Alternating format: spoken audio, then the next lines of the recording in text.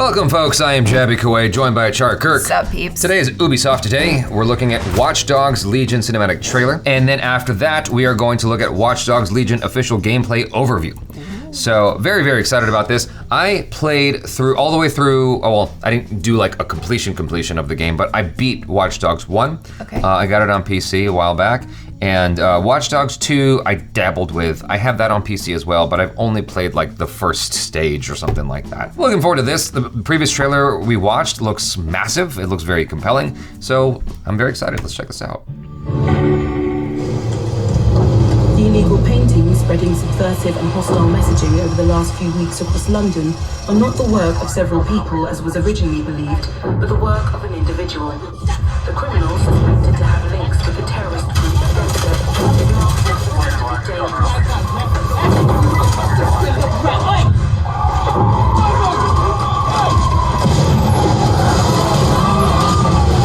That's cool, the bang bang. Authorities recommend not to approach the individual.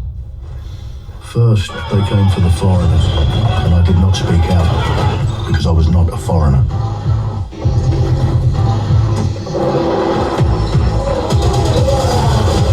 Then, they came for the protesters, and I did not speak out, because I was not a protester.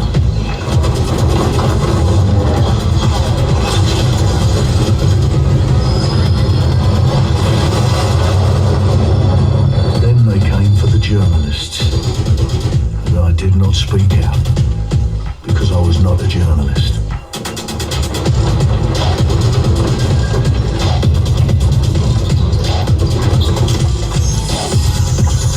And then they came for street artists, but I did not speak out because I am not a street artist.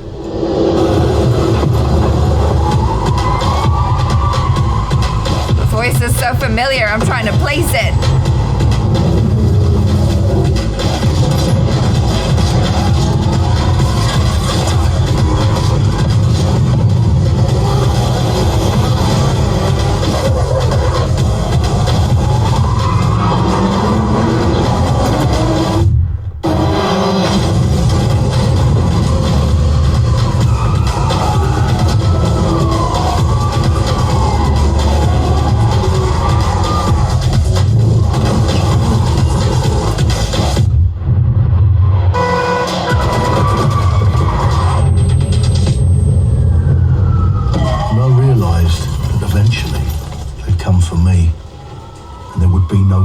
To speak for me.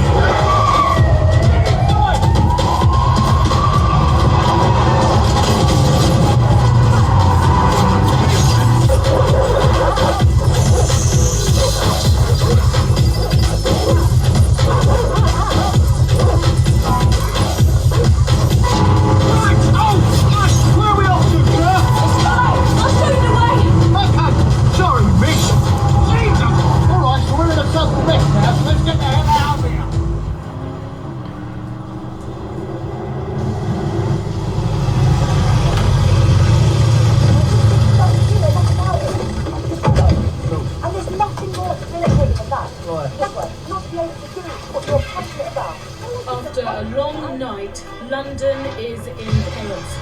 The main arteries through the city are blocked. Hundreds of heavily armed outfits. Well. Welcome to the Resistance.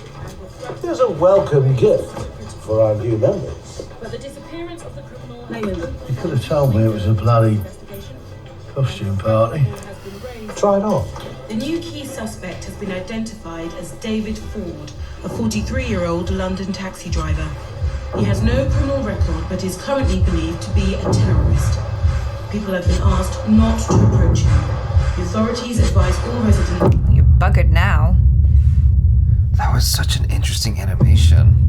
That was so dope. That was such a different style that they decided to go with, and it's so compelling. I love what they've done with the look of this futuristic London, like all the neon and that kind of, I mean, it's not quite post-apocalyptic, but it's this kind of futuristic world, Big Brother style. But what I found really cool was that kind of comic book feel mixed in with the, I guess, like realism. So like, it all looks real, and then stuff happens, and then you get the text that's like crash, boom, bang, and like it just looks really fun. I like what they've done there. The animation style is so unique. I've never seen that in a game before. At least I haven't seen it in a long time. It's like, it felt throwbacky in a way. It also gave me like the vibe, oddly, of two things at once, two films. One is this Keanu Reeves movie, I forgot what it's called, where it's all animation and stuff like that, but they actually shot it. Robert Downey Jr.'s in it as well.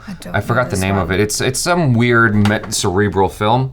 And also, the third Harry Potter film, the very beginning when he's on the bus for the first time. Is it the third one? It was like really kooky and crazy, the one with Gary Oldman. The Prisoner of Azkaban? I think so. When he gets on the bus and like the bus is going through London and it's really nuts and whatnot. Okay, yeah. I don't remember it. The way it's shot was bananas. Like that was my favorite Harry Potter film just because it was so crazy. The animations, I'm trying to think of what it reminds me of, because like that was inspired by something, and I just don't remember like what that is. I took an animation course in college, and I'm like, I recognize this, but I can't put my finger on it.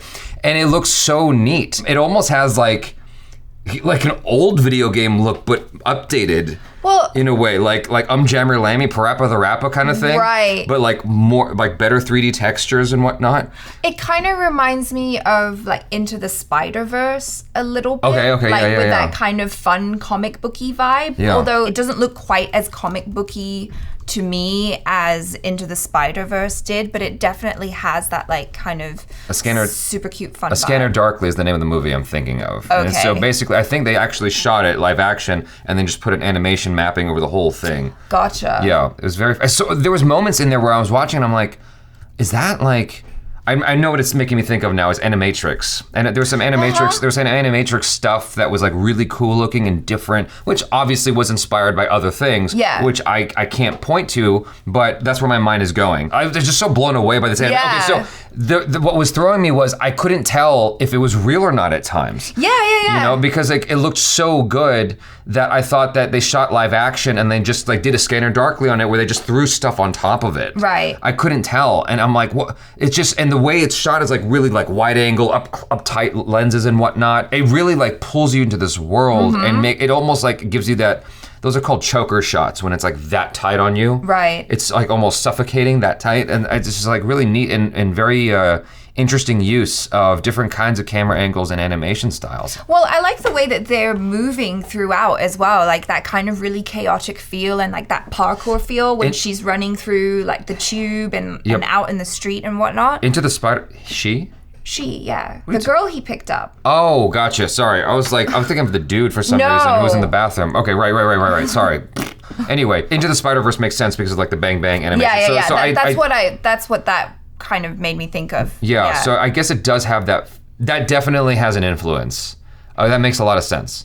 Now that I'm thinking about it. You said Into the Spider-Verse or the Spider-Man? I think I got confused. Into the Spider-Verse. I think I got confused because I thought you were talking about Spider-Man the game by Insomniac. I was like, I don't see that at all. No. But I'm just gonna nod my head in agreement. I'm talking about the Sony movie. Yes. No, that's really cool. Like just off the cinematic alone, it looks. I mean, I was excited about just the game, but now like the cinematic looks. I'm very excited for the types of cinematics that they're gonna have in this because it's just very different from my experience with Watch Dogs, which is a lot more calm. Yeah. It's a lot more like it's just hacking. Yeah, well, you call it that, but it's just like a phone thing. You walk around, it's like very quiet, whereas this is a lot more action and more kinetic. Yeah. Which I guess it's like London. I liked how they portrayed London in this because I felt like it was very true to the vibe, at least what I felt like living there. Like I could totally see that as this kind of alternative universe or as something in the future. A progression. And it's interesting because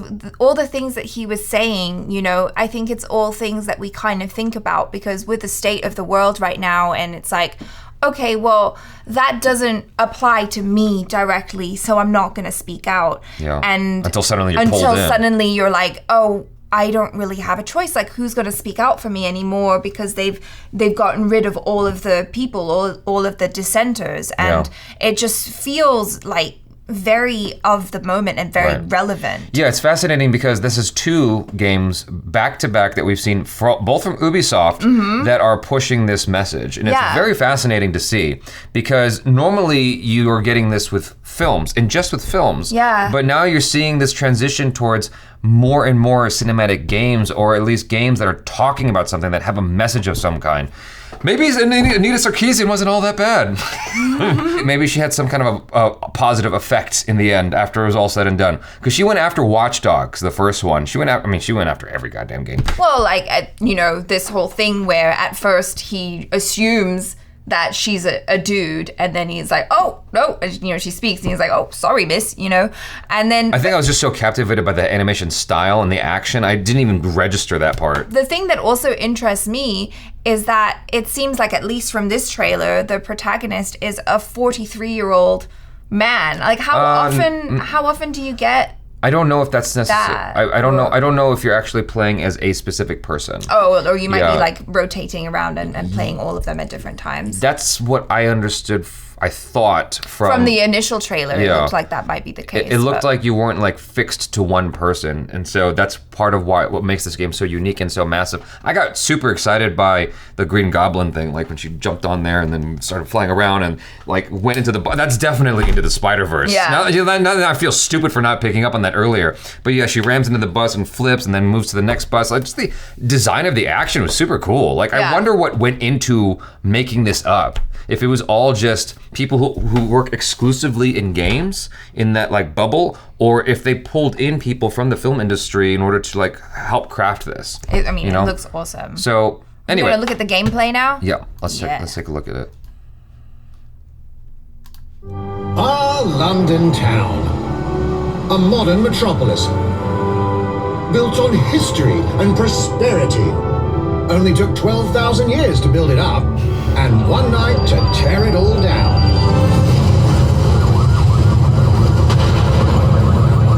V for Vendetta. Listen up. Get all your units to move in and lock down the city. With London under attack by a mysterious terrorist, the government turns to a private military company called Albion to keep everyone safe. What could possibly go wrong? Like everything. Ladies and gentlemen, Mr. Nigel Cass, CEO of Albion. He's kindly stepped up to establish order. Understand this. I will not allow anyone, not even myself, to jeopardize this. He will stop at nothing to permanently control the city. London will be the first city in the world to be made truly safe. Nigel's not the only opportunist who's taken a liking to this fair city. Oh. Mary Kelly, head of the most powerful crime syndicate in London. Be sure and spread the word. She and her goons are using the dark web to sell everything from party pills to people. This microchip is scary, I know, but I've got to keep tracks on my merchandise, don't I? You made me a slave. You do not want to ruffle her feathers. With the city out on its arse, it now falls on you to build a resistance and take back London. All right, everyone. Faces on, guns out. Any of the brave Londoners you see walking the streets can be recruited into your team. Oh, cool. Like him. Her. Or even her. Everyone can become your next secret rebel. In our first mission, we need to get some dirt on Nigel Cass, and that means breaking into Albion headquarters inside the Tower of London. All the hardy souls you see here are people we have recruited from the streets of London. They all have unique abilities, and you're free to tackle this mission with whoever you like. Dear God, my eyes. Rightly. Zip up, get to work, and let's never talk about this again. Like everyone in DedSec, Arthur can hack pretty much whatever. But as a construction worker, he has a particular set of tools that make him handy. He can even call his own cargo drone. That's dope. Oh, fun. That is so cool. Oh my god. You're not invited. And who needs a regular old gun when you have a bloody nail gun? Oh god.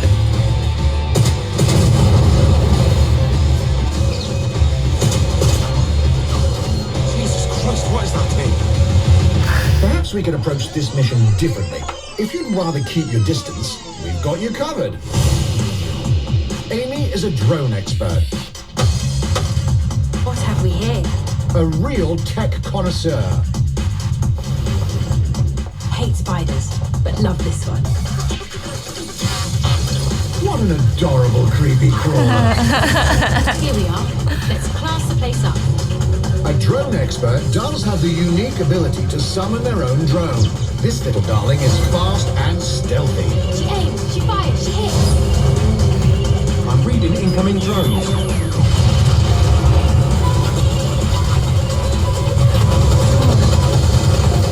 She can also hack enemy drones, turning the tide in her favor.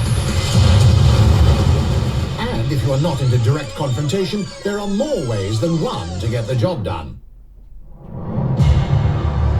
Oh. Recruiting an Albion officer like Brielle here might be challenging, but it'll get you inside restricted Albion areas.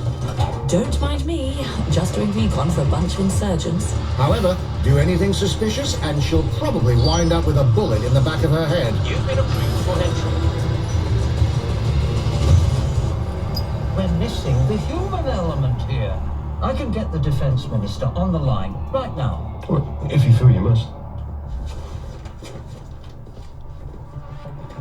You're dead.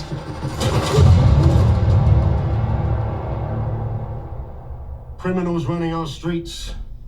Illegals threatening our families. The police commissioner himself. Assassinated by terrorists. Well, that seems to be enough evidence. Next up, we're crashing Mary Kelly's organ farming operation and putting a stop to it.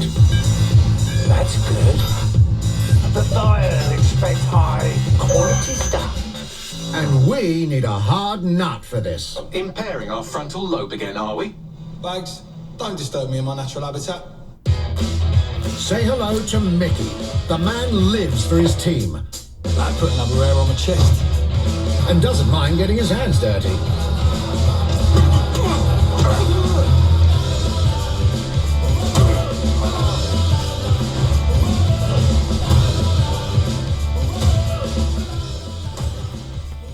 He does have a slight drinking problem, though. Oh my god. We'll come back to him. You know what? Let's go with someone a bit more professional.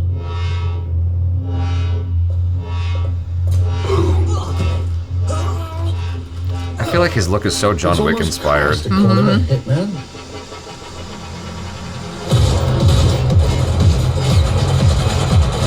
I was getting Keanu vibes. Faux show. Oh. Yeah, this is definitely. You know exactly where this is going. They're not even. There's no shame about it at all. Call him an artist.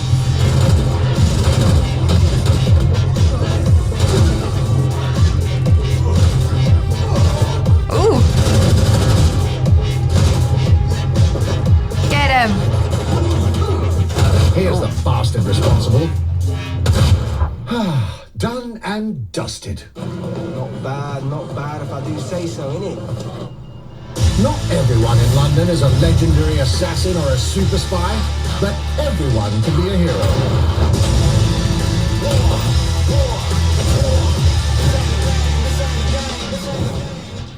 Oh god. So get out there, find the best recruits, and build your resistance. He looks like what's his name? Taron Egerton. What's his name? Oh yeah? To take back London. You know what I'm talking about? Yeah. From Kingsman. Kingsman, yeah. Yeah. Oh, that looks so cool. That looks like a lot of fun, actually. It feels so kinetic as a game, and Yeah. you just move through things quickly. Because one of the big complaints about the original Watch Dogs was just like how things would just stop, and you'd hack. It's like, ugh, you're going through like this hacking map. It's Yeah. like, okay. If you haven't seen the review by Angry Joe, he's got this great moment where he remarks about it, and he records himself playing the hacking part, and it's like, why? He's so mad, and it's hilarious. It tickles me every time I just go back and watch that little clip, because it just, it summarizes everything frustrating about that game, but it's still fun at the same time. And I'm glad that they're like continuing to build off of these ideas, this universe, and just expanding it. It seems like each subsequent game just gets better and better. And this is massive. Like, this is such a massive it's so bold and ambitious. Yeah. And the ability to just, use everybody. This is almost like a reverse of the Lord of the Rings game, Shadow of Mordor, because in that, you had a litany of people who could keep track of you, and you fought them and went your way up the ladder, fighting better and better guys, right? Right. Whereas this, the army's on your side, and you're switching between people and building up your arsenal of people. Yeah, so you can like choose the person that's best for the situation or the style of battle that you would like to do. Yeah, but it feels like the way they're going about this, it doesn't feel overwhelming and like a drag to sort of sift through and figure out what you want. It feels like it just moves and moves and moves, and it's very exciting and kinetic. Just judging off that last cinematic we just looked at, and the way they're moving through the map and whatnot, it feels fast, and I like that. I keep wanting to go back to the word kinetic, but it feels just very action-oriented, as opposed to bogging you down with figuring shit out. Yeah, agreed. I do like this a lot, and I'm very excited about it. It looks like a lot of fun. Feasibly, I imagine that if there was a specific character that you enjoyed playing as, you could just keep playing as them. Yeah, it feels like it lends itself to any sort of type of player, like whatever kind. If you're timid and you want to take things slow, if you're more the assassin, or if you're more like just I want to melee, you get to do whatever you want. It's like the next evolution of Grand Theft Auto, because that was the thing that made Grand Theft Auto compelling when it first came out. Because I asked Ted Price about that, who he's the original CEO of Insomniac Games.